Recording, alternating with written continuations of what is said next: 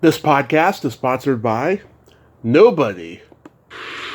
Hey dudes, this is Stephanie Hodge, Jenny from Unhappily Ever After, and you are listening to Tommy Throwback Kovac on Splat from the Past.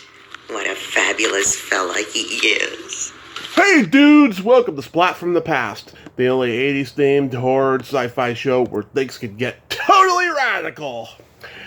I am just beyond words about my guest today because it's been a long time coming, lots of reschedulings, but it's been well worth it.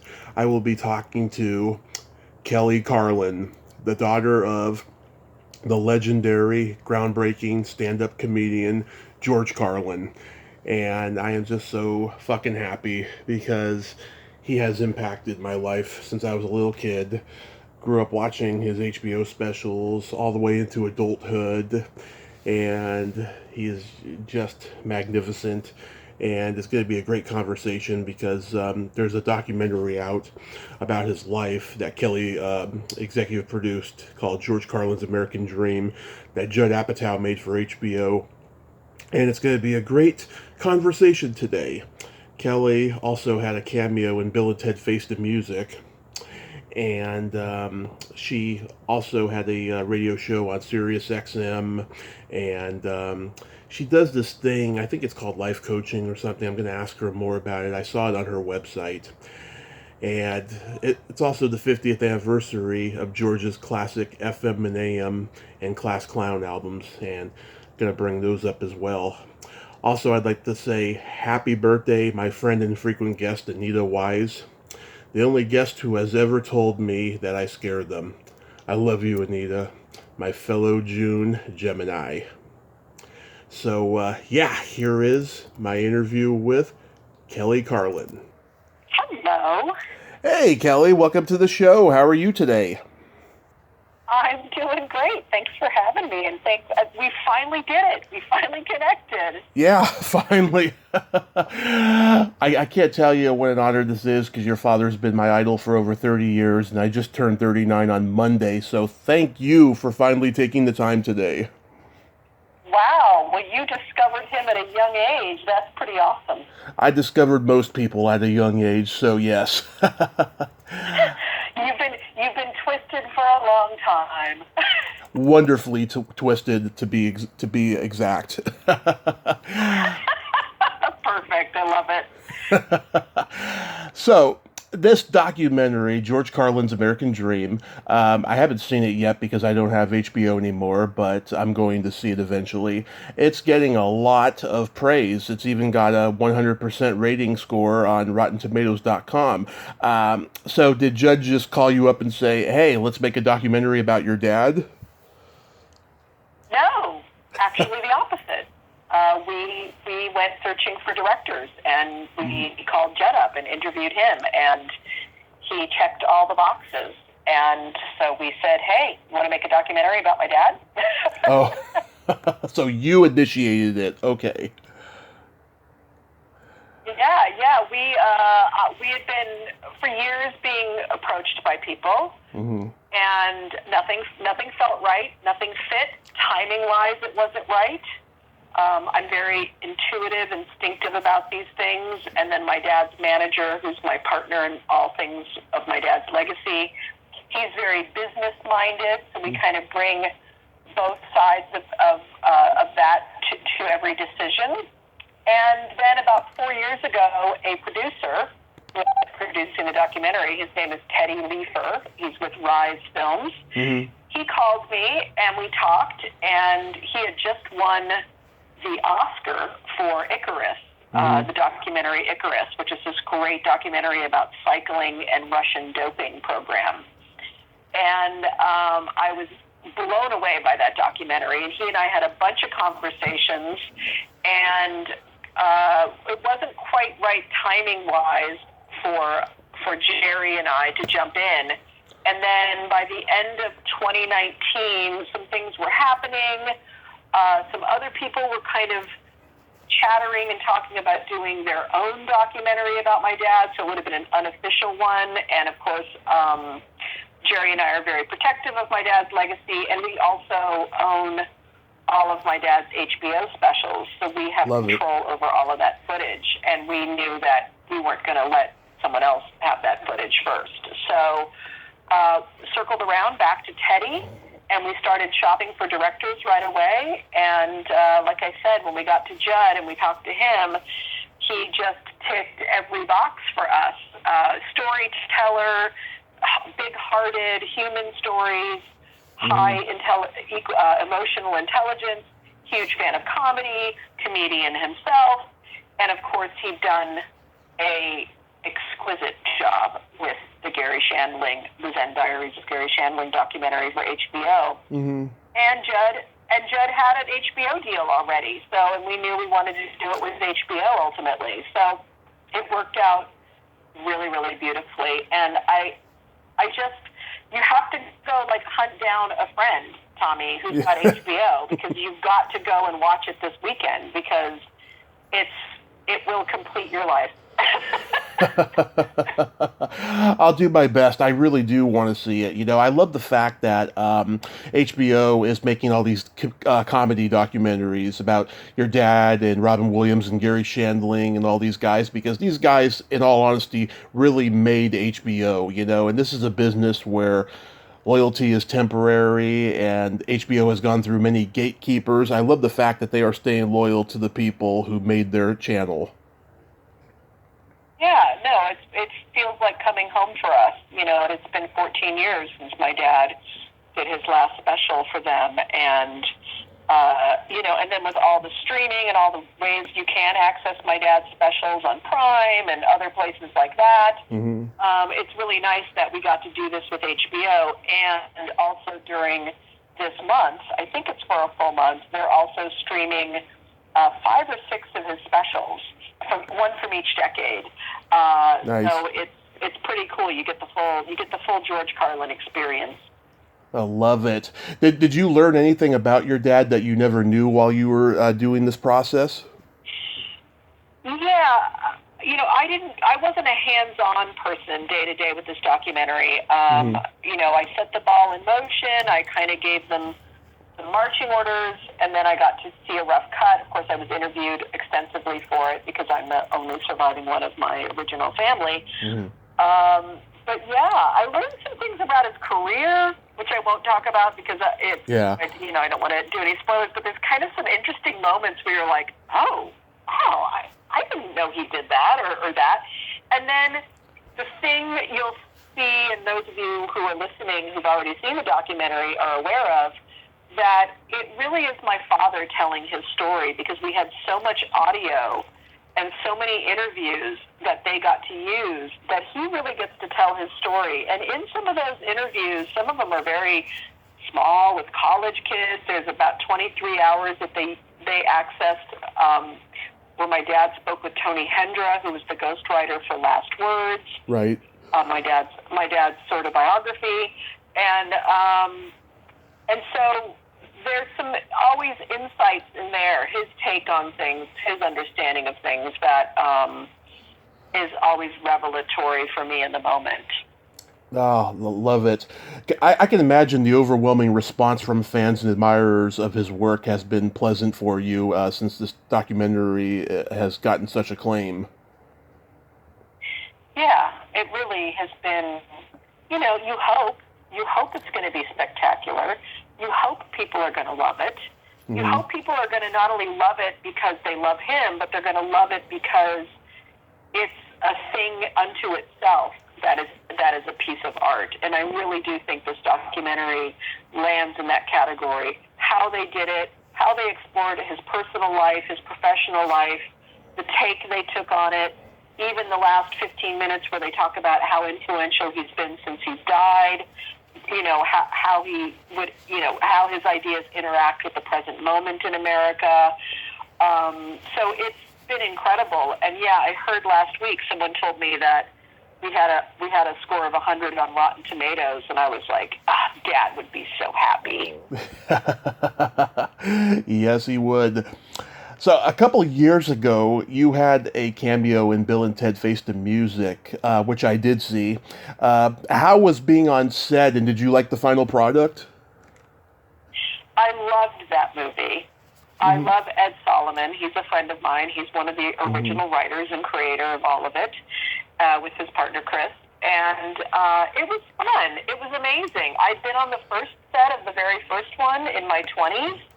I spent 2 or 3 weeks with my parents in Arizona where they shot the original one and just kind of watched and stuff, and then got to be a featured extra in the first one. The scene when the first time they go into the future and all these people come out of the woodwork and do the air guitar to them. Yeah. There's a really nice big close-up of me in that. I get like a good 3, 4, 5 seconds on screen.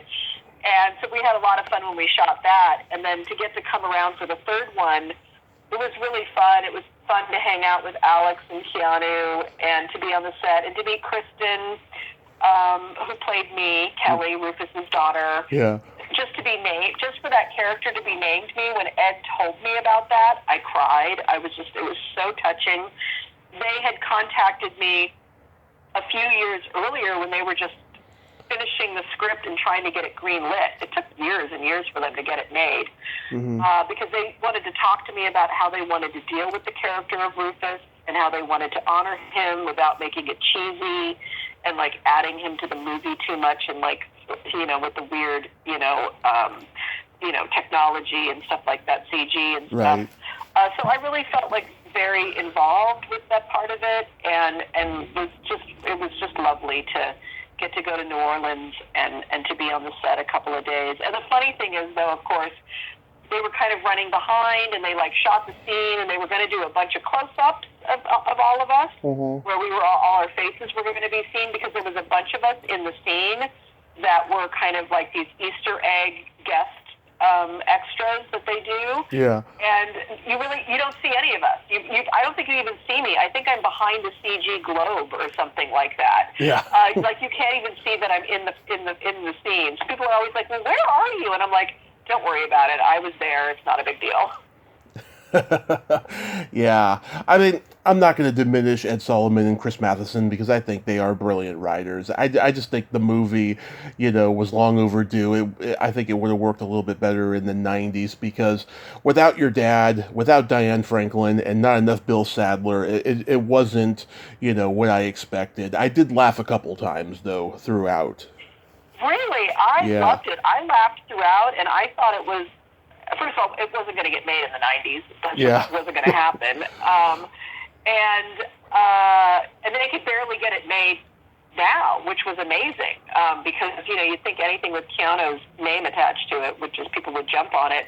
But I loved the theme of the movie, which is it's that the young women are the ones who actually are going to save the planet, that the feminine energy, that the feminine perspective, that the daughters, that the next generation is really the one that's going to have the right insight and the right aspect in order to save the planet, because I really believe that myself. Yeah. So it really resonated with me on that level, and I found it very funny, and I thought the two young women who played the daughters were incredibly talented, and I loved that it kind of put Bill and Ted in this awkward dad place, which I think is where that generation is right now. So I think, as far as the fans of it, this is the reality we're living in now. So I thought it was very smart in that way.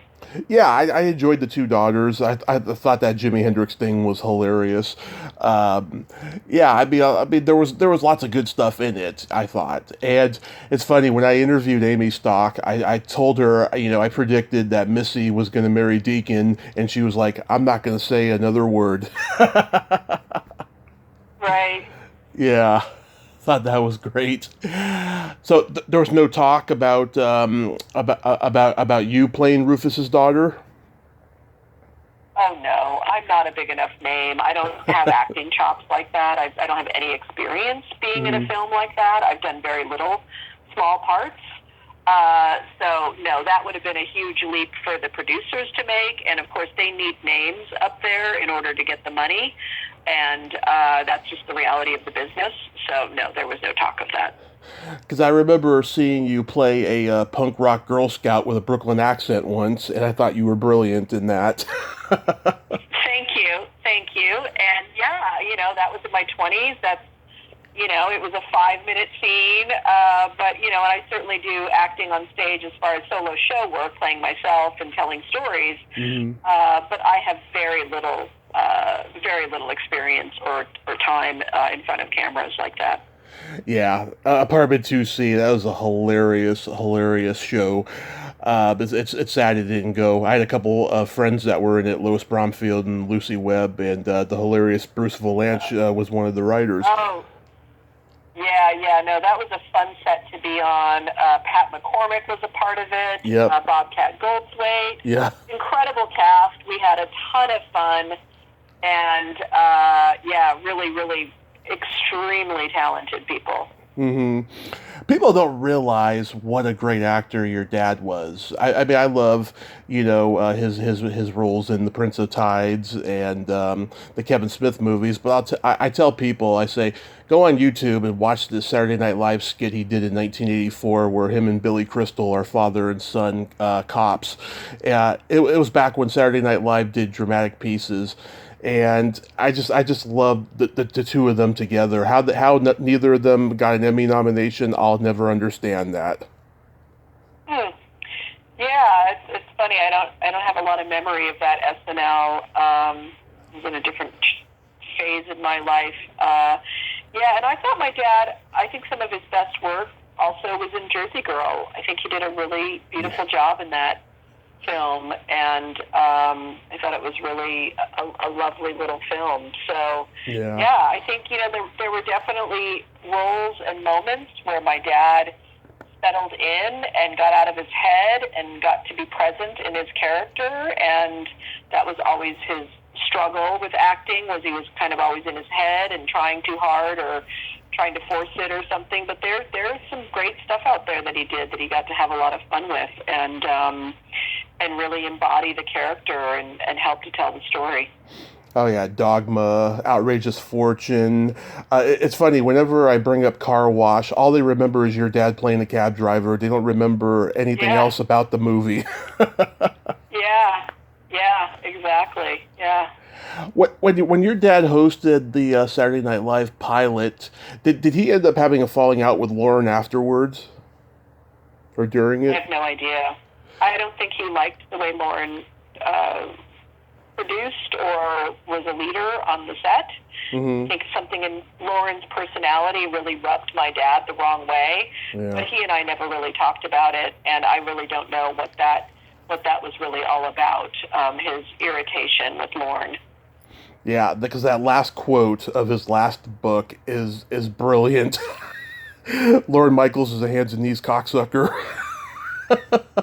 Yeah, I don't know, what that is all about and why it was that way, but there was clearly something that, once my dad kind of saw a certain aspect of a person, and he had a real difficulty with certain men who kind of used power a certain way.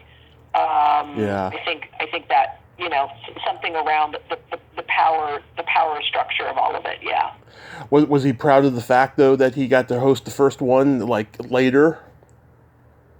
I think so. He and I really never talked about that kind of stuff. But I think in interviews, he's probably mentioned that. I mean, it's always a nice little kind of a feather in your cap, right? To have kind of historical moments in your career. And so I think that's a cool one. And at the time, when you see the documentary, it's placed in context within his career, and it's very revealing kind of who he was and what he was struggling with as an artist at that time, and how the country was shifting their focus away from people like the counterculture moment and really into this other kind of wave of comedians, these younger comedians at SNL and SCTV, and people like Steve Martin and Cheech and Chong were kind of part of that. Yeah. Oh, yeah. That whole period, of when he released FM and AM and Class Clown. I mean, comedy was just so irreverent during the tail end of that Vietnam War that him, Pryor, and then all the improv groups like Firesign Theater. I mean, they were really giving a fuck you to the establishment. Absolutely. They were definitely taking the stance of the outsider and the literal counterculture at the time and the radical the radical view and the dismantling of the American kind of promise, and they all put a voice to that in a very powerful way. Are you able to listen to those records and say, man, these still hold up? And when I hear that stuff, I think 90, probably 5% of what my dad has done in the past holds up. There's always moments where it's like that was of the time, or that was a perspective that was okay back then. But yeah, he was a social commentator, and one of the things that we focused on in the documentary is that his vision of America and what he saw was always right, because he saw past all the bullshit. And he could see it so clearly while the rest of us were still distracting ourselves. And I think throughout his career, he shed more and more of his own distraction from the truth, and stepped closer and closer and closer to the reality and the truth of what was, to speak that out loud. So, I think even when you see the early stuff with him and Jack Burns in the documentary from 1960-61, yeah, they were already making fun of advertising. Right. They were already commenting on the culture. Right. And guys like Shelley Berman and Mort Saul were their contemporaries. 100%. Yep. My mom got to see your dad in 1972 at this place that doesn't exist anymore called the Circle Star Theater in San Carlos, California. And I remember it well, Tommy. It was an old, great venue. I remember going every summer with my dad there. Yeah, and she got to hear the Seven Dirty Words, fresh, and the energy in the room was just infectious, because, they had never seen anything like what your dad was doing. Yep. He was breaking serious ground back then, and it was the electricity and the excitement was palpable in the culture, and then certainly palpable in those theaters. Out of the 14 specials that your dad did, which one or ones are your favorite?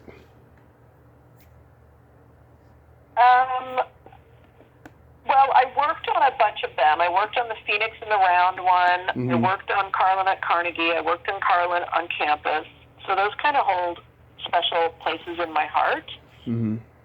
Because I was a teen and helping out and a young 20-something, and that was fun to be a part of that. I think all of those still hold up very, very well. They're all very imaginative and very, very funny.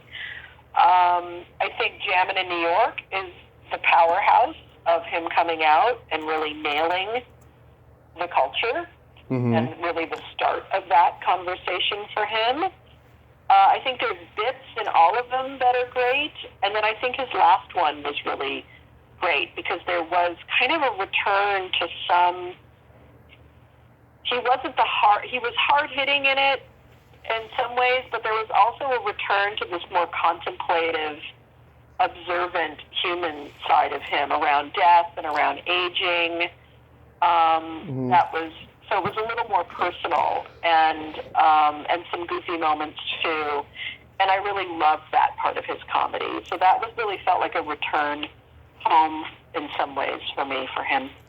I love them all, but my absolute favorite is Doing It Again, because in that one, we get to see your dad do everything he was great at. Silly stuff, daily observations, social commentary, politics. I love that euphemisms bit. I think if he was around now, he would update it, and he'd probably, take on the transgender pronouns and stuff. Yeah, I know he would take on the,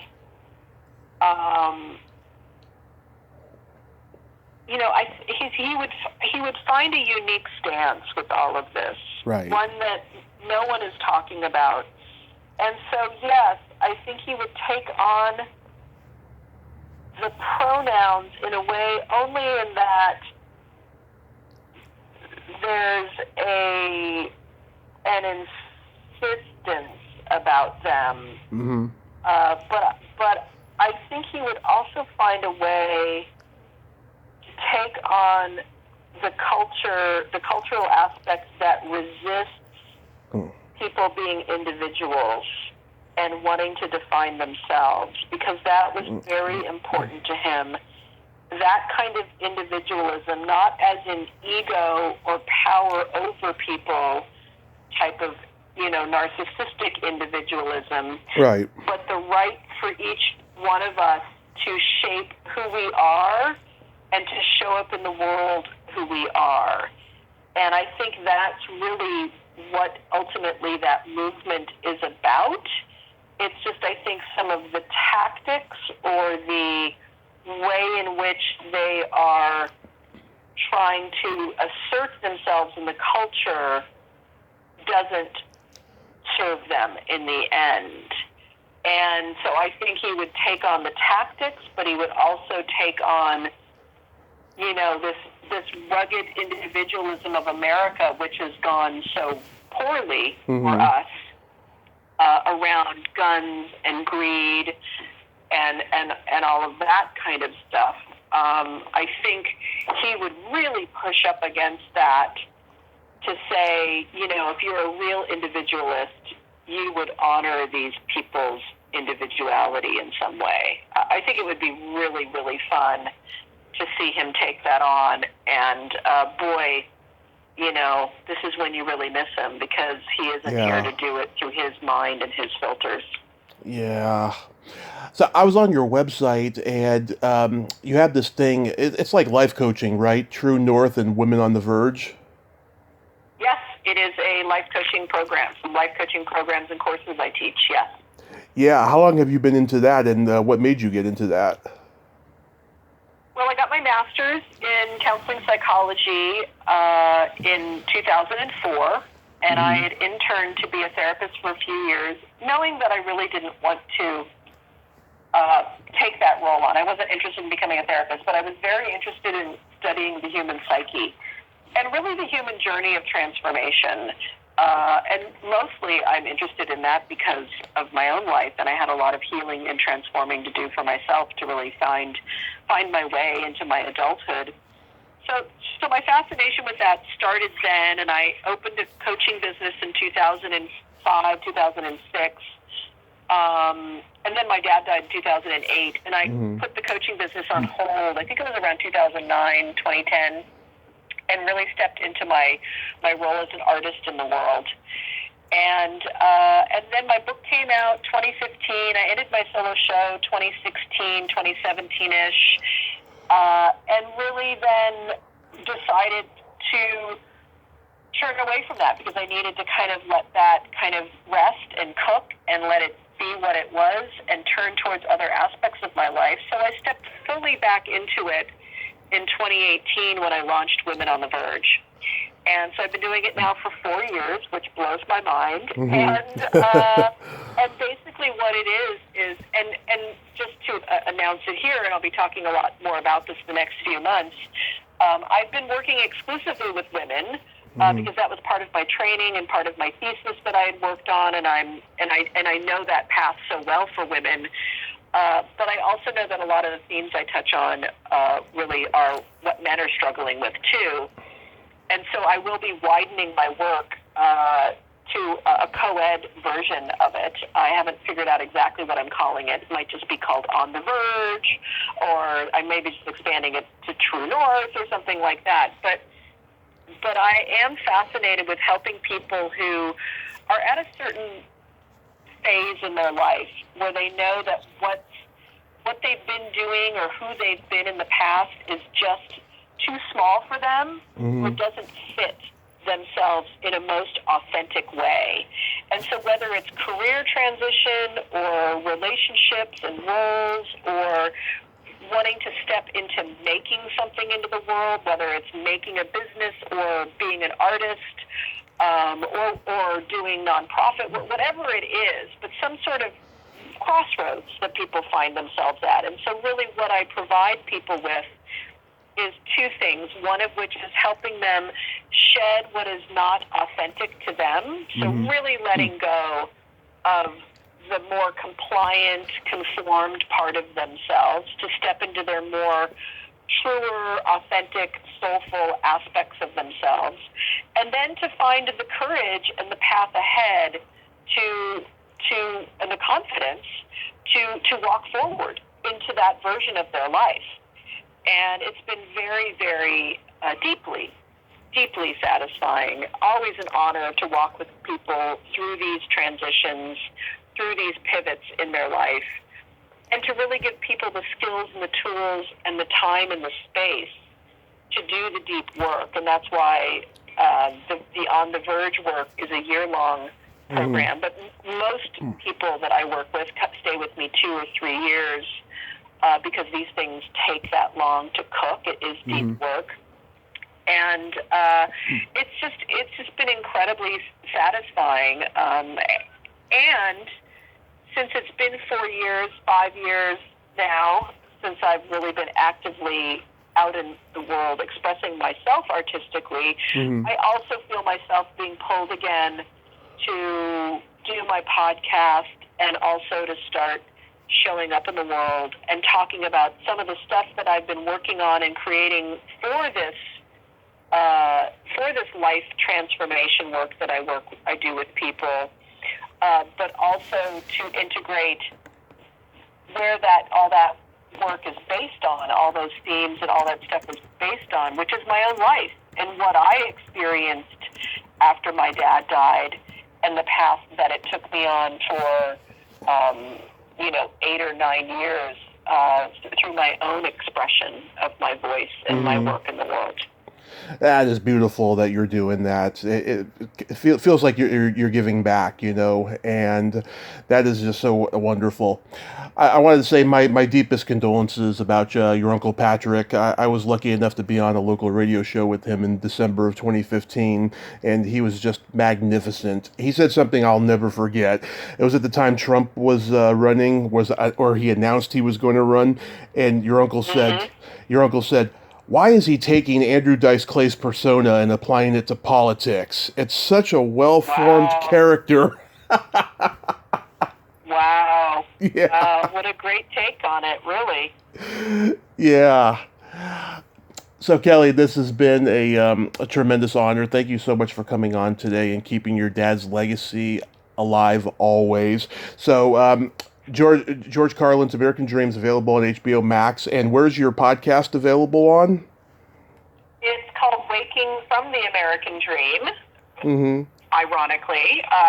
And you can find it on any of your podcast apps. I upload it onto SoundCloud, but it's on Apple, it's on Stitcher, it's on all that kind of stuff. And I haven't done it in a few years, but there's about 150 episodes up there, and I have lots of great conversations with amazing thinkers, comedians, artists, spiritual leaders, all sorts of people. And then, of course, I have monologues and fun panels and things like that, too. Well, I hope you go back to it because podcasting is such a wonderful medium, and I think your dad would have embraced it. Yeah. You have yourself a great day, and please be safe. Thank you, darling. Thanks for having me. My pleasure. Okay, bye-bye. Well, there you have it. Kelly Carlin, ain't she a sweetheart? Oh my God, I enjoy talking to her, and I love what she's doing for her father's legacy and what she's doing for women there. That is just so awesome. Go see the documentary, and you won't regret it. George Carlin was just a wordsmith master and a national treasure. Well, until next time, this is Tommy Throwback Kovac saying, there's no shame in living in the past, because the present sucks. Later, dudes.